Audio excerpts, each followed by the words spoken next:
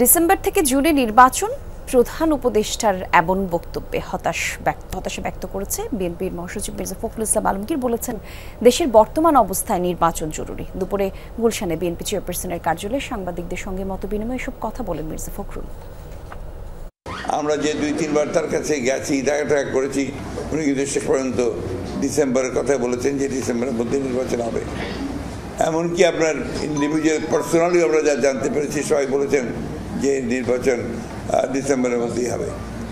পট করে যখন উনি বললেন যে এটা ওনার বক্তব্যের মধ্যে যে ডিসেম্বর থেকে জুন মধ্যে হতে পারে, উই ওয়ার ফ্রাস্ট্রেটেড। কারণ আমরা মনে করি যে কথা আমরা বারবার করে বলছি, যেটা আবার অনেকে ভুল ব্যাখ্যাও করেন,